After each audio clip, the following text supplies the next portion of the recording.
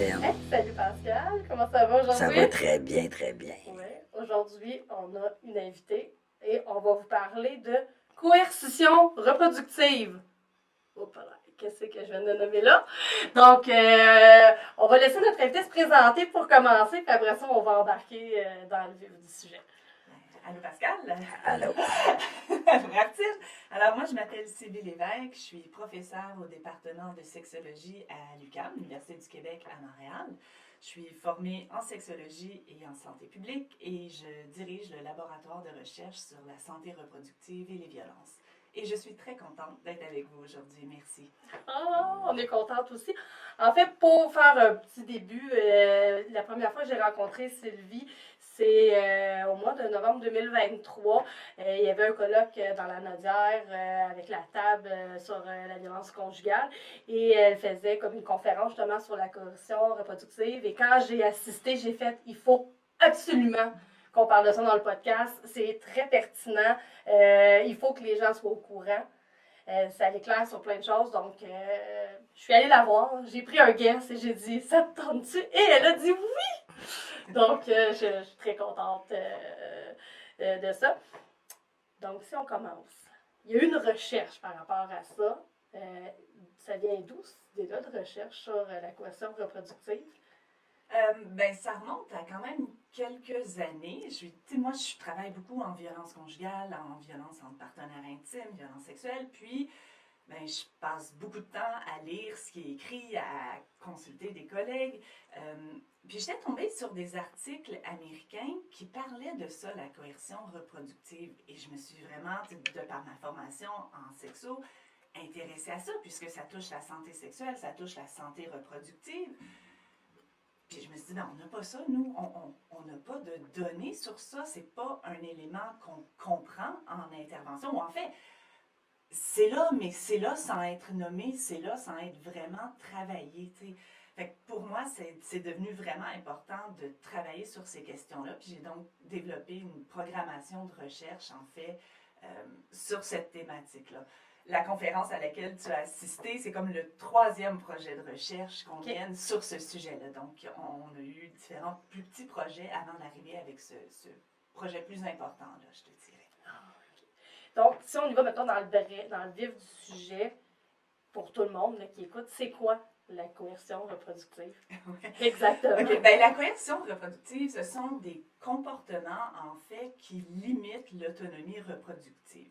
Ça veut dire quoi? Ça veut dire, par exemple, du sabotage contraceptif. Par exemple, des pressions liées à une grossesse. Par exemple, la coercion lors de la grossesse. Puis je vais vous définir ça un peu plus clairement parce que c'est peut-être pas super clair. Du sabotage contraceptif, c'est par exemple de percer des trous dans un condom. C'est par exemple de retirer le condom à l'insu de la partenaire, ce qu'on appelle le stealthing ou le furtivage. C'est de jeter les pilules de sa partenaire dans le but qu'elle devienne enceinte. Donc ça, le sabotage contraceptif, c'est une des catégories. On a aussi, comme je vous disais, les pressions liées à la grossesse. Donc, si tu m'aimais vraiment, tu aurais un enfant avec moi. Oh, regarde, eux, ils ont l'air tellement bien, ils ont un enfant, pourquoi nous, on n'en a pas, pourquoi tu es juste centré sur toi?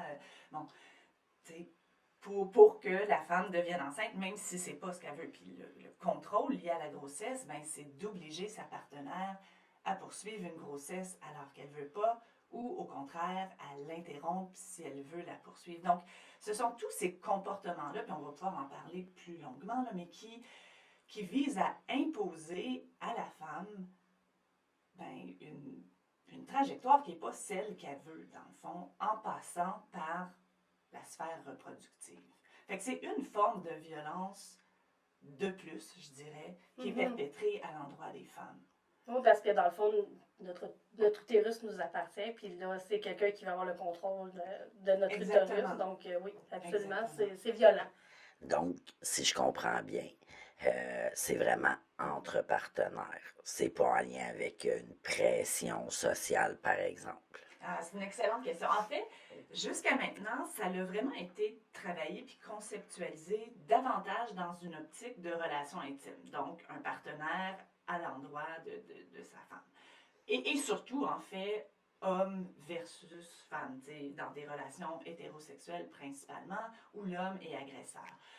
Sauf que quand on s'y arrête et on réfléchit à ce phénomène-là, c'est impossible de le concevoir uniquement dans une logique entre partenaires. Ça peut se manifester là, mais ça s'imbrique dans d'autres niveaux aussi qu'on appelle les niveaux écologiques, c'est-à-dire que la famille ou la belle famille, puis ça on l'a documenté dans le projet, ben, peut jouer aussi dans ce portrait-là de la coercion reproductive, soit en appuyant les stratégies du partenaire lorsqu'elles sont connues et manifestes, ou des fois, même sans que ce soit le partenaire qui fait de la coercion reproductive, mettre de la pression sur la femme pour qu'elle ait un enfant ou un deuxième enfant ou un enfant garçon, dépendamment aussi des cultures. Donc, on va contribuer à ça. Puis quand on réfléchit à notre système de santé, au système de santé, je ne vais pas viser celui du Québec uniquement, mais le fait qu'on ait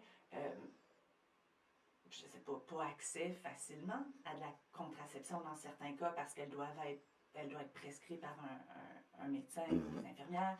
Le fait qu'on ne puisse pas avoir accès à une ligature de trompe si on le veut. Moi, combien de fois j'ai entendu des personnes me raconter qu'elles savaient là, à 25-30 ans qu'elles ne voulaient pas d'enfants. Elles ont été demandées à répétition à des médecins, à des gynécologues obstétriciens d'avoir accès à une ligature de trompe sans jamais l'avoir. Donc, elles ont été pendant des années à risque de vivre une grossesse qu'elles ne voulaient pas. Tout Puis ça, un peu dans l'obligation aussi d'avoir une contraception qui aurait été peut-être moins nécessaire. Je dis pas qu'elle ne l'aurait pas été du tout, parce qu'évidemment, il y a toujours une question de ITSS et tout. Mais néanmoins, par rapport à la grossesse, il y a cet enjeu-là. Je ne sais pas si c'est toujours d'actualité en 2024, mais moi, je me souviens à l'époque, ce que j'avais entendu dire, c'était comme quoi que ça prenait au moins 3 enfants avant de pouvoir accéder à cette option-là, hormis, mettons, l'âge qui était un autre critère, par exemple. Ça dépend. Je ne sais pas s'ils ont une règle, mais moi, j'en ai eu mon 4e et ils m'ont refusé. OK, fait qu'après 4, ils refusaient. Si j'avais eu une césarienne, ils me l'auraient fait. Mais vu que j'ai accouché par voie vaginale, et puis qu'ils savaient que mon conjoint est vasectomisé, ils m'ont dit qu'ils ne me le feraient pas. De repasser par mon médecin de famille pour faire une demande. Et quand j'ai rencontré le gynécologue après 2 ans et demi d'attente, il m'a dit que c'était pas nécessaire. J'ai 41 ans. 4 enfants. Donc, on présume à ma place que je vais rester avec mon conjoint pour le restant de mes jours. Ou que c'est ton partenaire unique. Oui, exactement. On sait pas, là, on pourrait être dans un couple ouvert, on pourrait avoir plus d'un partenaire. Si on veut aussi nous-mêmes ne pas être... Oui, fait que on se base sur ça, puis je trouve que c'est... J'aurais dû dire que j'étais célibataire. Je regrette mon choix. C'est fou quand même. Mais donc, oui, donc c'est ça, c'est à différents niveaux. Donc, au niveau social, la pression aussi à devenir mère, comme si il n'y avait que ça aussi, que si on ne veut pas d'enfant, ben, il faut se justifier. Donc, c'est à différents niveaux. Mais principalement, pour revenir à notre question, ben oui, ça a été étudié entre partenaires intimes, mais il faut comprendre qu'il y a des forces à d'autres niveaux qui vont influencer aussi. Et rendre les choses encore plus difficiles souvent pour la femme qui peut être victime survivante de coercion reproductive. OK, fait que, mettons, je vais donner un exemple très concret là, qui me vient en tête.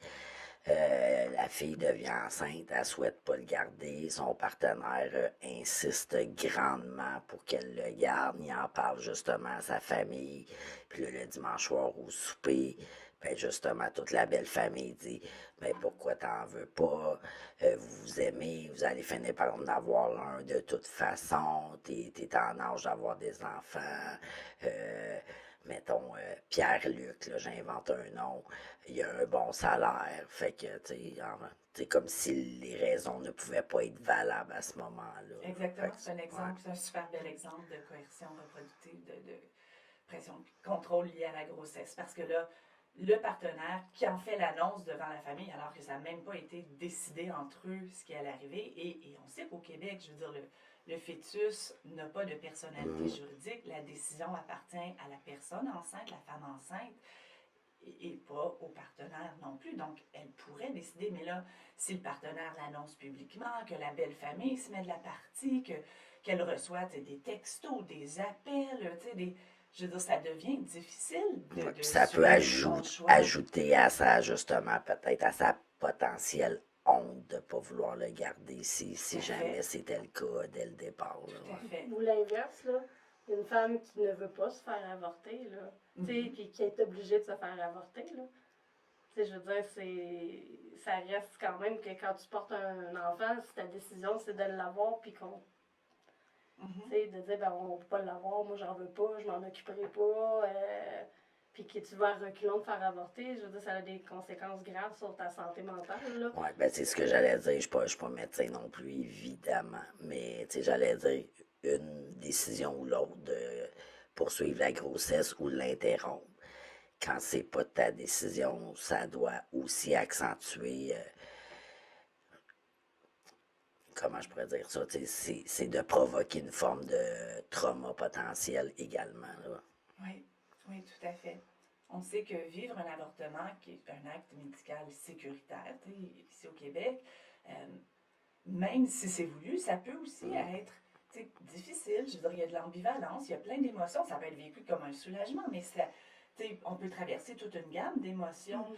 Mais effectivement, comme tu le mentionnes, quand on est contraint d'aller contre ce qu'on souhaite, ben c'est encore plus difficile. Là. Il y a du regret, il y a du trauma, il y a plein de choses associées à ça. Puis c'est vraiment pas facile pour les personnes qui vivent ça. Là, je me questionne. Dans le sens où est-ce que là, on en parle, c'est déjà plus simple de savoir, mais tu sais, s'il y a une recherche qui a été faite là-dessus, c'est parce que ça arrive souvent au Québec quand même. Fait que ça recense. C'est combien de personnes? C'est quoi? Y a-t-il des chiffres à ça? On a des chiffres, mais il faut interpréter les chiffres avec prudence. Quand on a commencé à travailler sur ce sujet-là, on n'avait que des données qui venaient des États-Unis. Parce que dans leurs études populationnelles, ça, ce sont des études qui recensent vraiment l'ensemble de la population. On a un plan de sondage, une méthodologie qui nous permet d'être capable d'estimer une prévalence, donc un taux, et que ça représente en fait l'ensemble de la population. Donc, aux États-Unis, ils ont entré des questions sur la coercition reproductive et les taux étaient d'à peu près une personne sur 10, une femme sur 10 qui en avait vécu au cours de sa vie. Mais l'échantillon était réduit de comportements qui avaient été mesurés. Qu'est-ce que tu veux dire, Ça là, veut dire réduit que de plus tu vas comportement? mesurer de type de manifestation, plus tu as la possibilité que le nombre soit élevé. C'est-à-dire que si je te questionne, disons, sur est-ce que tu as vécu Une de la question, violence ouais. physique dans ta vie, en me limitant à ça pour représenter ce qu'est la violence conjugale, ben, je mets de côté Je comprends. plein Tout le reste, d'éléments ouais. qui sont associés. Donc, eux, ils avaient vraiment limité leur question à un type.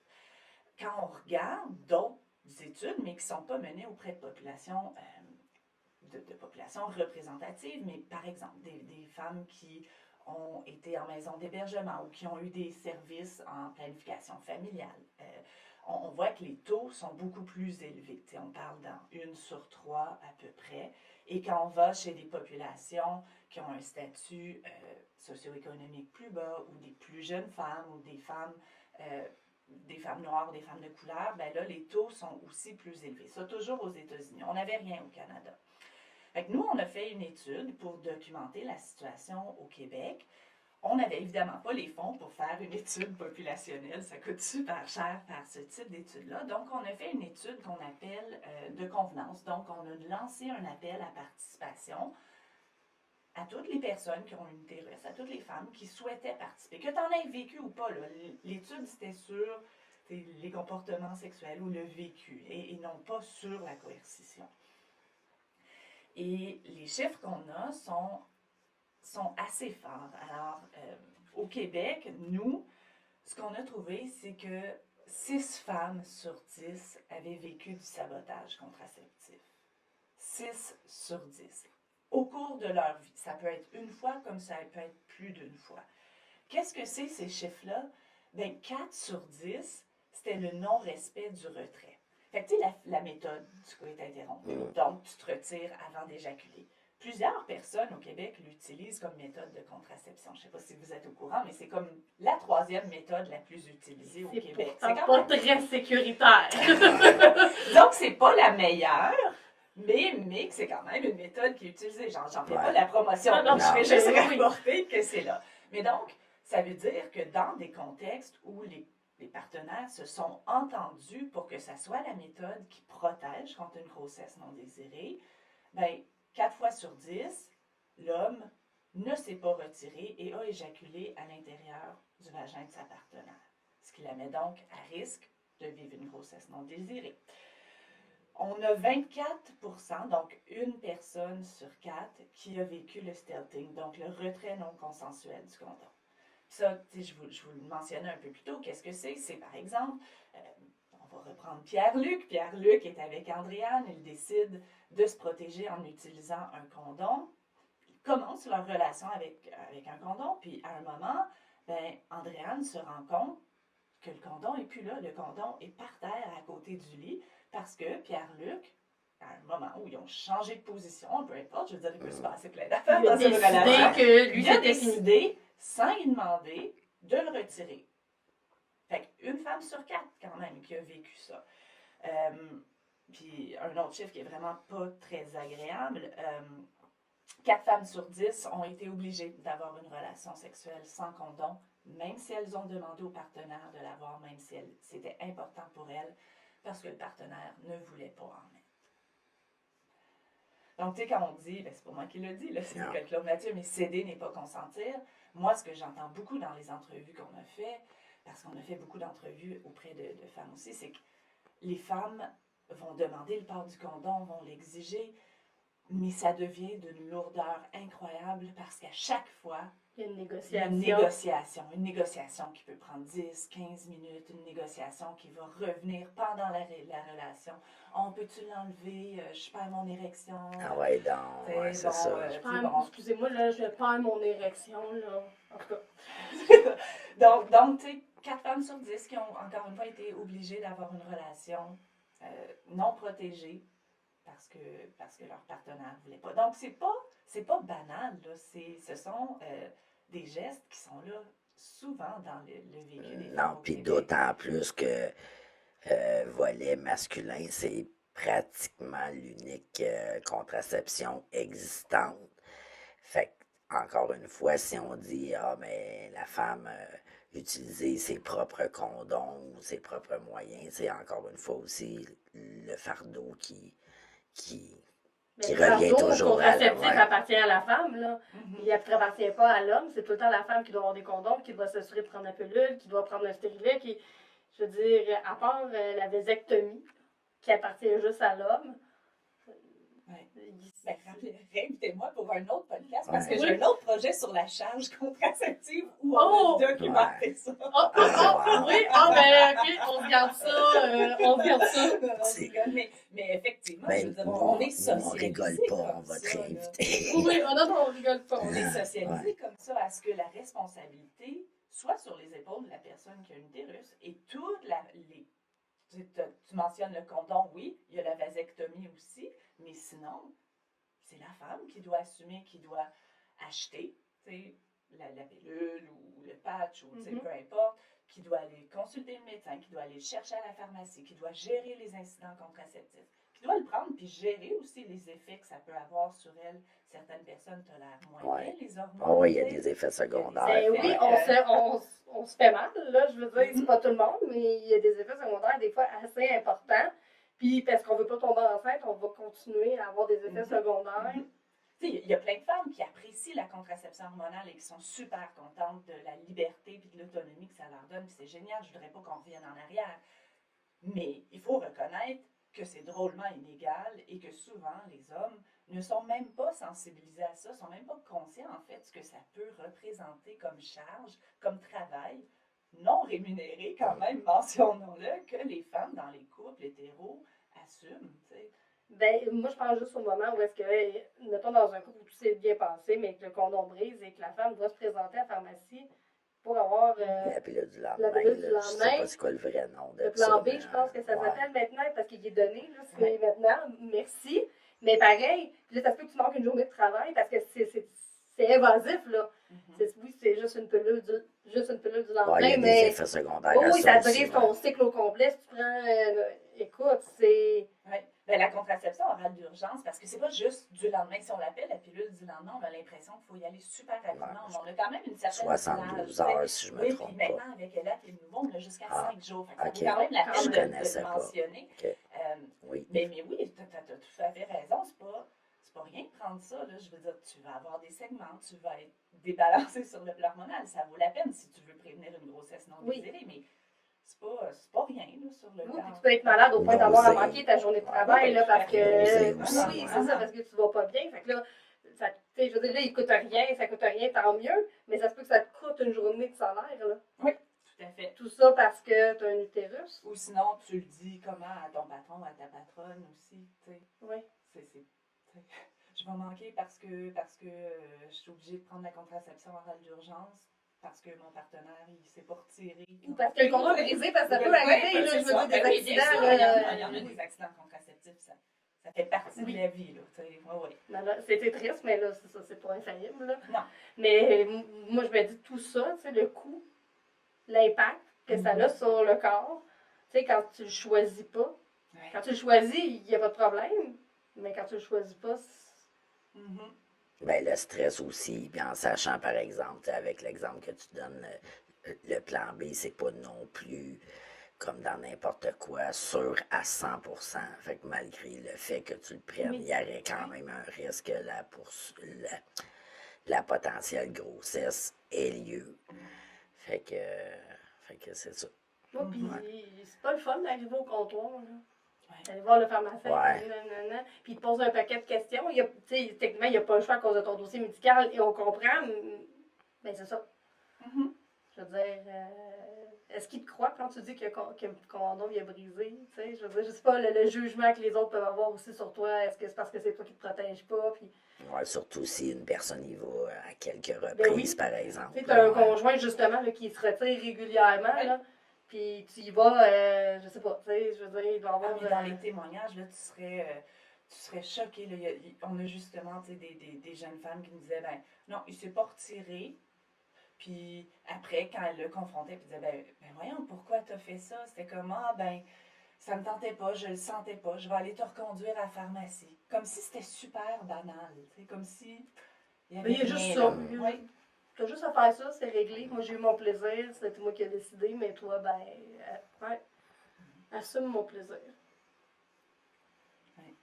Ce qu'on a constaté, puis je ne sais pas si ça vous intéresse d'en entendre parler, mais là, on parle beaucoup de relations plus engagées. Oui.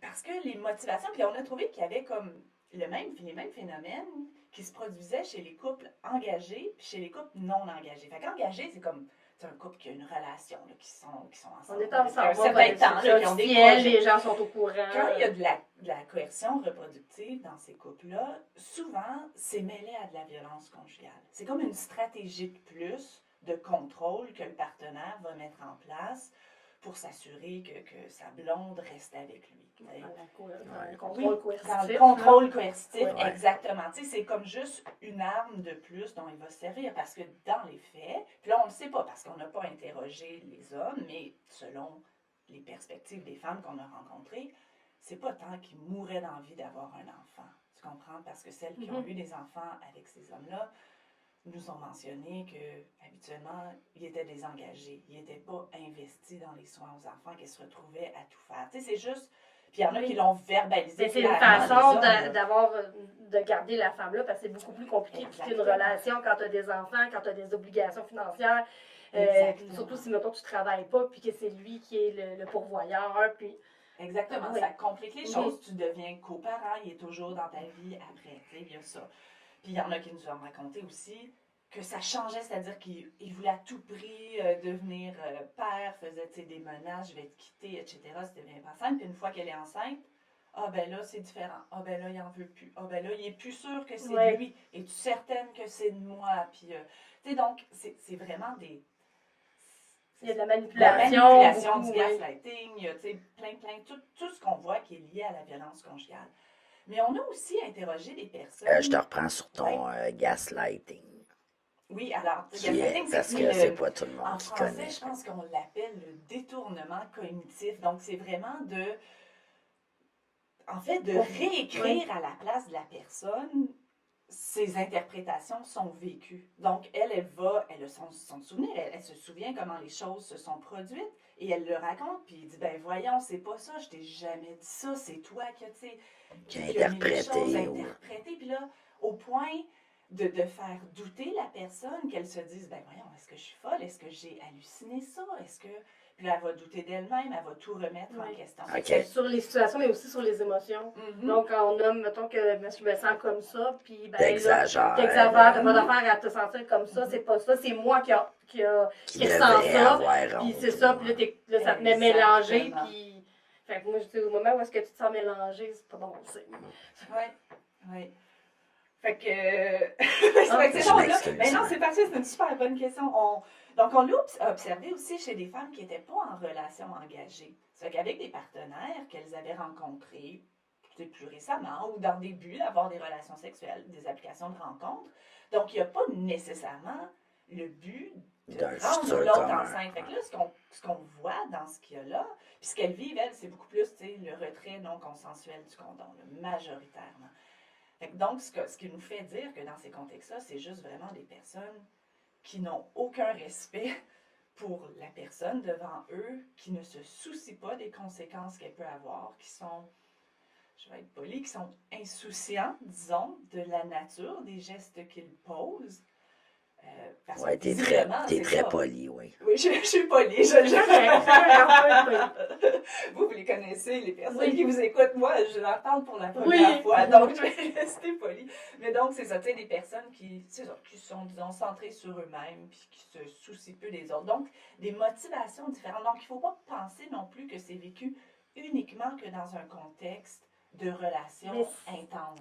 De voir ça, c'est quand même de penser que il y a beaucoup de banalisation, là. On banalise ce comportement-là qui est quand même une agression, là.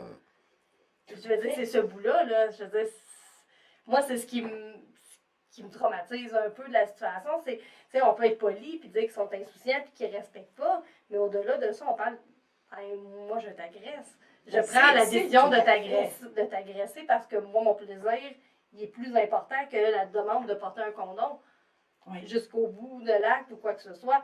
Puis tu sais, je veux dire, je pense que quand on est sur un site de rencontre, peu importe quand on rencontre quelqu'un puis qu'on décide d'avoir une relation sexuelle avec cette personne-là, je pense que le consentement va jusque-là. C'est pas juste de dire oui, je veux coucher avec toi. C'est le consentement vient aussi avec la contraception qui va être utilisée.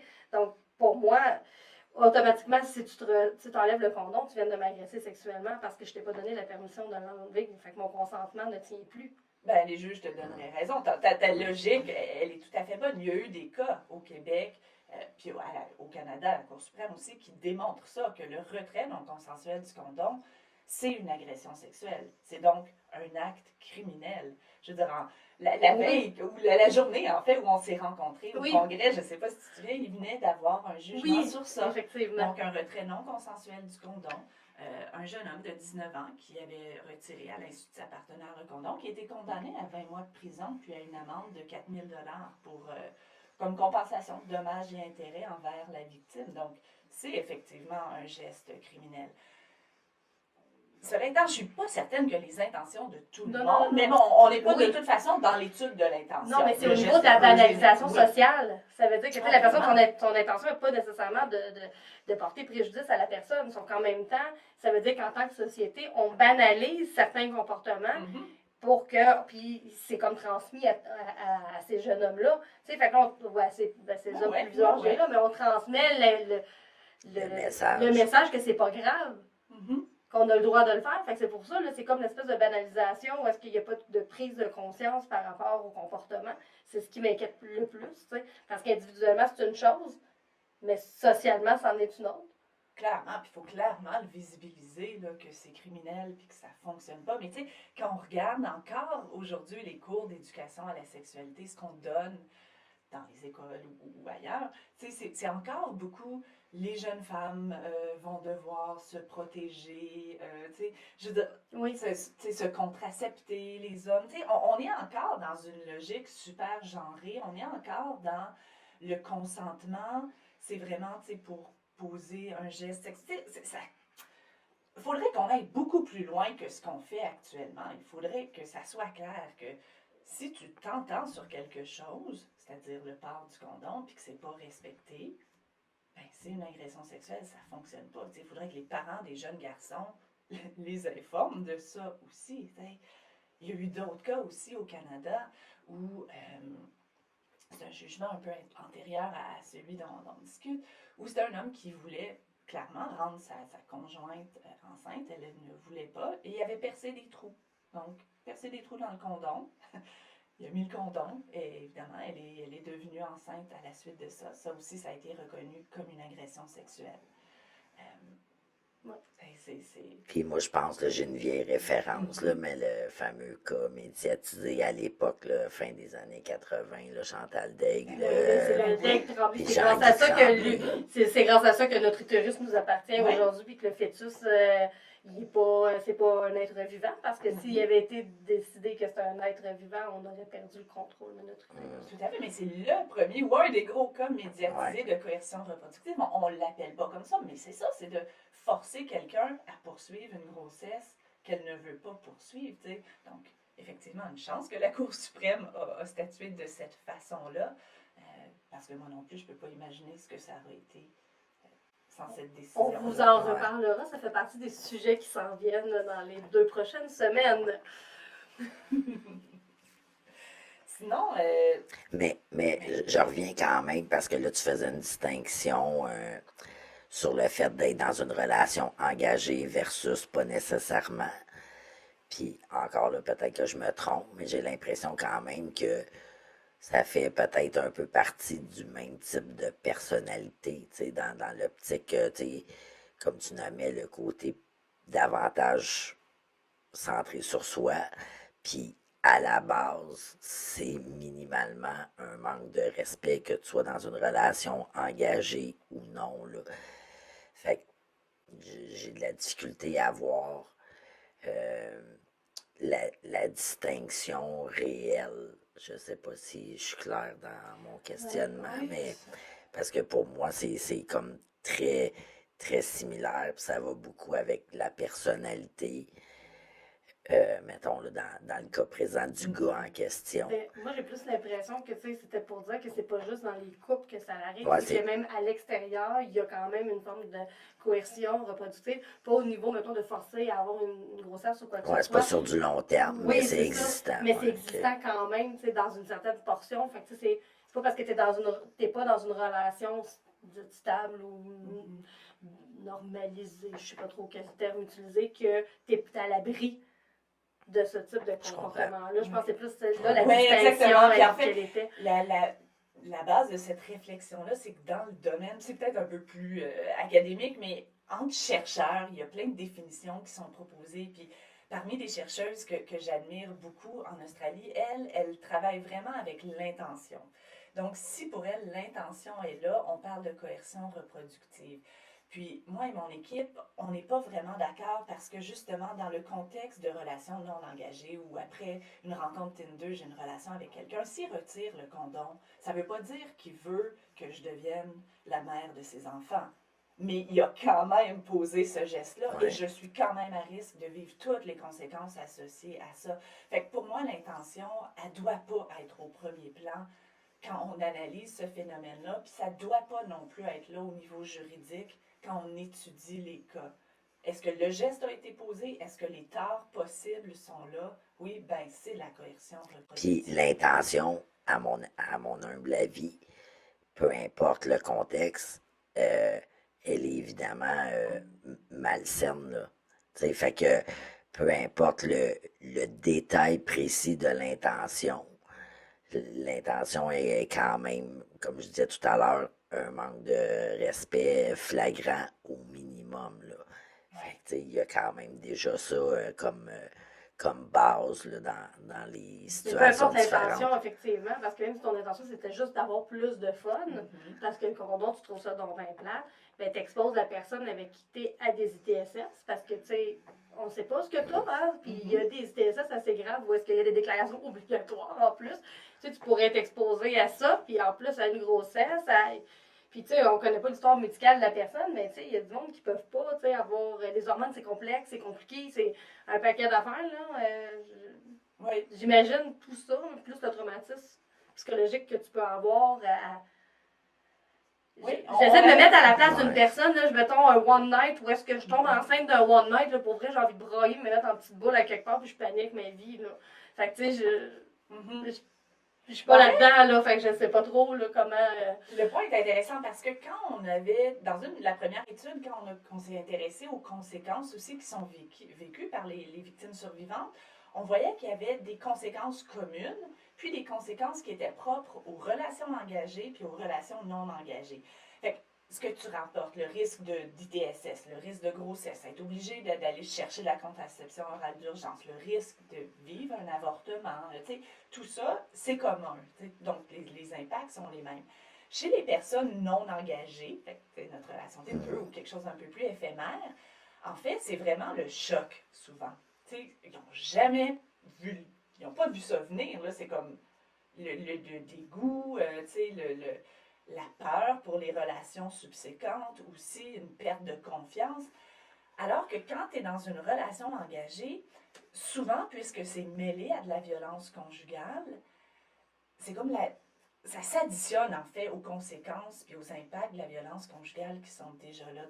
Le sentiment que ton corps ne t'appartient plus, qu'il y a, en plus de tout ce qu'il fait dans ta vie, il prend aussi le contrôle de ton corps. Que t'es pas capable de que prendre t'es des pas, décisions. oui, la honte, parce que là, ça s'ajoute aussi, la culpabilité, pourquoi t'es pas capable. Donc, il y a des Les enjeux, conséquences, ouais. oui, des enjeux un peu différents. Je pense que pour l'intervention, c'est important d'être conscient de ça aussi, que les besoins ne seront pas les mêmes à travailler avec les personnes. Oui, ça, c'est certain. Okay. Au-delà de ces conséquences-là qui sont communes puis qui sont un peu différentes aussi par rapport au type de relation, mais globalement, la cohésion reproductive, est-ce qu'il y a d'autres conséquences pour les femmes ou pour la société là, en général? Là? Ben oui, il y a tout plein de conséquences. En fait, les histoires aussi qu'on entend sont très différentes d'une personne à l'autre parce que les contextes de vie peuvent être différents. Puis en fonction de la gravité des gestes posés, de la durée aussi, les conséquences vont être plus ou moins importantes. Donc il y a des gens, des femmes qui vont être capables de rebondir plus facilement quand ça s'est passé une fois et qu'elles ont pu poser des gestes, par exemple, pour protéger leur santé physique et s'assurer qu'il n'y avait pas de grossesse. D'autres, quand ça s'inscrit dans une trajectoire plus longue de victimisation, ben, ça peut avoir des conséquences plus importantes. Pensons à quelqu'un qui devient mère alors qu'elle ne le veut pas, disons qu'elle est aux études. Il faut qu'elle abandonne ses études, au moins momentanément. On sait que c'est difficile quand même de retourner. C'est pas impossible, mais c'est difficile de retourner aux études quand tu as des enfants, surtout des jeunes enfants. Il y a une pénurie de garderie. Que les services sont super difficiles à avoir. Donc, oui, une trajectoire socio-professionnelle qui est différée, mais aussi, puis ça, c'est délicat. Je mets des gants blancs pour en parler parce que je sais que ça doit être extrêmement difficile. Quand on devient mère alors qu'on ne l'a pas voulu, les personnes qu'on a rencontrées qui nous en ont parlé, c'est quelque chose d'extrêmement déchirant parce que tes enfants, quand ils sont là, tu les aimes. Tu deviens mère et tu as une affection pour cet enfant-là. Le début de la parentalité peut être plus difficile. Il peut avoir des difficultés d'attachement, il peut avoir des enjeux associés, mais il y a quand même un amour qui est là, un désir de protéger l'enfant, de l'accompagner. Mais on ne peut pas effacer non plus pourquoi cet enfant-là est là.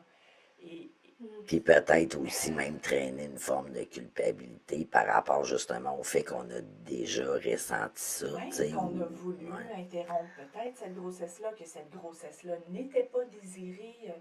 Donc, ça va faire en sorte souvent que ce pan-là de la vie, de l'histoire des personnes, va être effacé.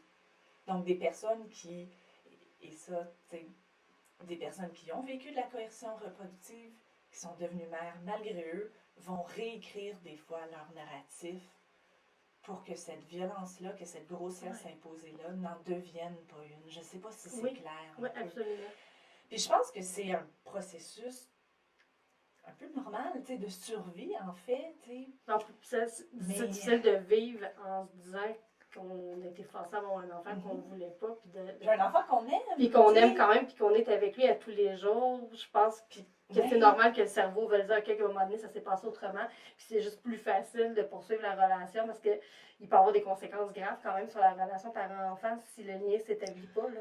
Oui, parce que j'imagine ça que ça peut, peut ça peut, arriver, là. effectivement.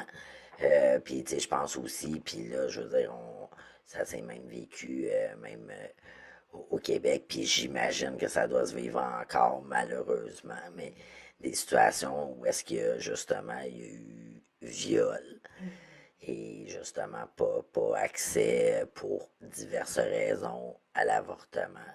Fait que ce soit des cas de femmes, mettons, si je pense plus... v'là plus longtemps, par exemple, qui était, mettons, forcé de donner en adoption, ou bien que c'était un membre de la famille, souvent les parents de la victime, qui prenaient le relais puis qui éduquaient l'enfant comme si c'était le leur. Mais que tu es confronté aussi à quelque part avec, je vais le dire comme ça sort, comme tu es confronté à ton violeur au quotidien, tout le reste de ta vie. Puis d'autant plus, ça aussi, je suis sûr qu'il y a des études là-dessus, mais bref, sans m'épancher là-dessus, si en plus il y a beaucoup de ressemblances avec l'agresseur, c'est ça, ça peut devenir vraiment problématique, comme c'est sûr, tu même dis, en, dans même la en violence relation. conjugale, on le voit, là, des femmes qui, Ouais. en maison d'hébergement, mettons, des enfants qui ont des traits du conjoint violent, ou des mimiques, ou des vocabulaires, et ça fait réagir les femmes directement, là. C'est une micro-agression à toutes les fois, puis il faut qu'elle travaille à déconstruire ça. Et c'est difficile, là, de voir ton agresseur dans ton enfant. Fait que quand en plus la grossesse a été forcée. Oui. Ouais. Non, c'est ça. C'est un aspect extrêmement complexe, je dirais, de l'intervention. Mais d'aimer quand même. Oui, bien sûr. Bien sûr. Ouais. Oui. C'est très Parce que ça contradictoire. demeure à quelque part une partie de toi, entre guillemets, là, peu importe le contexte. Mais bref, c'est ça, effectivement. Ça, c'est de la grosse psychologie. Là. C'est des gros cas. C'est ça qui Et ce ne sont pas toutes les personnes qui sont victimes de coercion reproductive qui vont se rendre là. Mais si on poursuit un peu avec les stats dont on discutait un peu plus tôt, c'est quand même 2% dans les données qu'on a recensées, 2% qui ont été forcés de poursuivre une grossesse alors qu'elles ne la voulaient pas, 6% obligés de l'interrompre alors qu'elles auraient voulu la poursuivre. C'est quand même important. C'est pas énorme comme chiffre, 2%, 6%, mais c'est quand même plusieurs personnes. Donc. Ben oui, puis en plus, on parle au Québec où est-ce que techniquement on a des lois, on a des droits. Fait que c'est ce bout-là aussi qui dérange, je pense, le fait que pourtant on a des droits pour se protéger. Notre utérus est censé nous appartenir, mais il y a quand même des trucs qui se passent. Fait c'est social. On a des lois pour nous protéger contre tout plein de types de violences et la violence se produit quand même. On a des lois contre les féminicides et il y a des féminicides au Québec. C'est sociétal, là, je veux dire, c'est comment qu'on le perçoit puis c'est ce qu'on véhicule. Donc, tu sais, je veux dire, au-delà de ça, je pense que c'est plus ça qui est inquiétant. C'est parce que malgré le fait qu'on met des lois en place, la société n'est pas rendue là. Ou encore là où les lois sont pas assez sévères. Mais oui, non, mais ça, il y a plein de. On va pas faire le procès de personne aujourd'hui. On serait bonne là-dedans. Ouais. Donc, est-ce que en terminant, il y aurait des éléments supplémentaires que tu souhaiterais amener ou tu as l'impression qu'on a réussi à résumer le. Bien, moi, s'il y a un élément sur lequel je voudrais revenir, c'est l'importance de la sensibilisation. Tu sais, on a parlé peut-être d'intervention auprès des personnes, mais sensibiliser. Je pense que les gens ne sont pas conscients que quand ton chum retire le condom sans ton consentement, c'est criminel. Il n'a pas le droit de faire ça. quand vous vous êtes entendu sur le retrait comme méthode de contraception, puis qui passe outre ça, bien, ça aussi, c'est pas un geste qui est accepté. Puis je pense que la sensibilisation, tu sais, on la fait auprès toujours des femmes et des filles, c'est important, mais il ne faudrait pas qu'en plus, elles doivent toujours être celles qui éduquent, qui rappellent à l'ordre, qui négocient. Tu sais, ce serait le fun qu'elles soient soutenues là-dedans par les personnes avec qui elles ont ces relations sexuelles-là. Donc, peut-on viser les garçons et les hommes qui font aussi partie, qui font partie du problème, mais qui peuvent faire partie de la solution. Absolument. Ouais. Mais je veux dire, moi, je connais un garçon qui s'est fait vasectomiser à l'âge de 25 ans parce qu'il ne voulait pas d'enfant puis qu'il le savait. Fait que, tu sais, il a pris sa responsabilité. Lui, il s'est dit, j'en aurai jamais, je vais régler le problème. Il n'y en a pas beaucoup, mais il y en a. Il y en a. Et ça, c'est sa façon à lui de participer. Tout ça, ben, c'est ça, je pense qu'il faut le nommer aux garçons puis de le dire à nos enfants garçons. Tout à fait. Oui, parce que oui, sensibiliser une fois qu'on est en mesure de comprendre. Puis d'ailleurs, c'est un peu ça qu'on fait aujourd'hui et on t'en remercie beaucoup, mais c'est aussi par rapport à l'éducation des enfants, peu importe l'identité de genre, là, tu sais, que ça devrait faire partie Oui. par les parents ou par l'école, là, mais ou les Par les deux. parents et l'école, Les ouais, deux. Mais par toute personne tout qui le monde, intervient ouais. envers les enfants, je veux dire, tu sais, je sais plus, je sais pas si c'est aussi populaire. Moi, dans mon temps, on a la maison des jeunes, là, puis on avait plein d'ateliers. Fait que je sais pas s'ils font encore ça. J'espère qu'ils font encore ça. Moi, j'ai appris un paquet d'affaires quand j'étais jeune à la maison des jeunes. Merci. Mais, tu sais, n'importe quel intervenant auprès des jeunes, là, que ce soit à l'école, que ce soit même dans les trucs sportifs ou tout ça, je veux dire, il y a quand même une responsabilité commune de s'assurer ou d'intervenir lorsqu'il y a des comportements ou des paroles Oui. qui peut dire, oh, on a amené un questionnement par rapport au comportement là, qui pourrait avoir lieu. Là. Puis d'aller plus loin sur le consentement, je pense que Ouais, de parce juste dire oui, c'est pas suffisant. Hein. Tu sais, moi, je me rappelle que c'est d'être en mesure de donner un consentement éclairé et avec enthousiasme aussi. Hein, tu sais, je veux dire, facile de dire oui, mais tu sais, on peut dire oui parce qu'on va avoir oui, la paix. forcé, ouais. Ouais, c'est Ouais. ça. Donc, puis d'ajouter tous les éléments de l'entente, tu sais, parce que, tu sais, je pense juste à certaines femmes qui vont faire des positions qu'ils ne veulent pas nécessairement faire, ou des actes, ou d'essayer des trucs qu'ils ne veulent pas. Mais, puis ça, c'est comme si ça ne rentrait pas dans le consentement, mais je pense que c'est important qu'on dise, même à nos jeunes, que, tu sais, si on change de position pendant, ou si, tu sais, tout au long de la relation, le consentement doit être maintenu pour tous les actes qui vont être posés. Oui. Je pense que Ouais, tu sais, non, c'est important. Ouais. Ouais. Puis tu sais, Pascal, quand tu mentionnais plutôt les autres niveaux, tu sais, que ça ne se passe pas juste en partenaires intimes, mais la sensibilisation doit être là aussi.